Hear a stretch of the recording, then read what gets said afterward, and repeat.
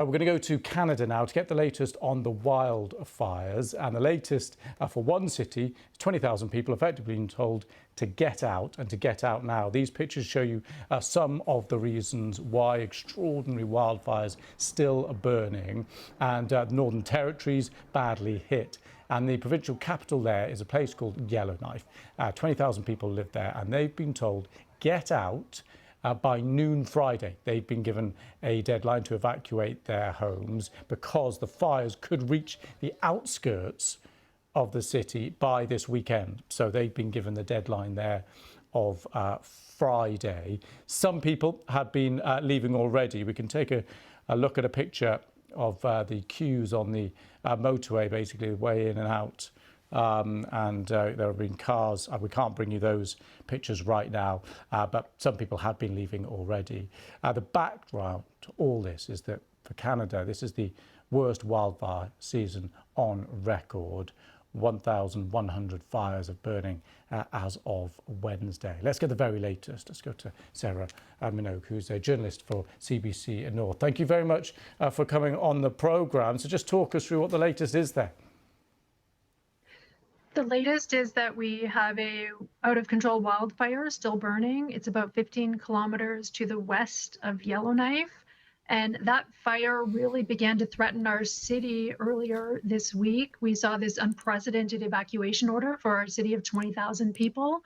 I'm one of the people who did get out quite early. And now we're kind of waiting to see what happens with that fire and how all of these people are going to get to safety, which is rather far away. Yellowknife is a very remote community on the north side of Great Slave Lake. It's a tremendously long drive to get to any of the evacuation centers. The closest that's been established so far for people driving is over 1,000 kilometers by car. So a huge distance. Just talk us through what the personal decision was for you. What things were you weighing up? I actually was on vacation at the time. I wasn't reporting, and I have 2 children.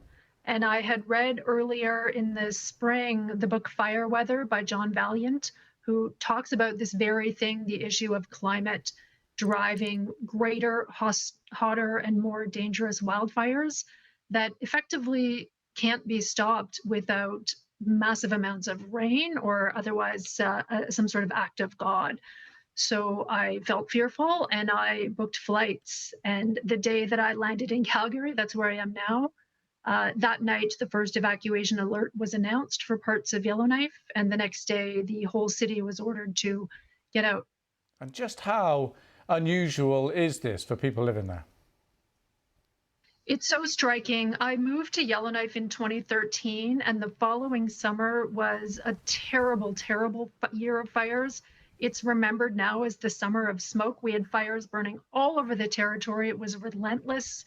Fire tankers were in the sky at all hours of the day. And that season, looking back on it, was extremely mild compared to what we're seeing now. We saw a total of 1 community evacuated briefly in 2014. It was a community of about 40 people. They just received another evacuation alert this morning to get out now for their own safety. But that was it. And this year, we've seen multiple communities evacuated, some more than once. We've seen fires go right into communities and take houses off the edges. We saw total destruction of the Catho-Deche First Nation back in May. Those people are evacuated once again for their own safety. It's just absolutely unheard of. And the very idea that one would order a city of 20,000 to empty out in the face of out-of-control fires is just not something a lot of people were prepared to imagine. And is there any sense of when this will end? We've been covering it and reporting on the developments for a while now. Is there any sense of, you mentioned you need some effective, in quotes, act of God or rain or whatever. Is there any sense, any kind of predictions on what happens next? That's really the million-dollar question. I heard an interview a few weeks ago with some firefighters working in Quebec who said that the fires they're dealing with really need a season-ending event. That's what they called it. I believe that means a deluge of rain or some otherwise massive change in the weather.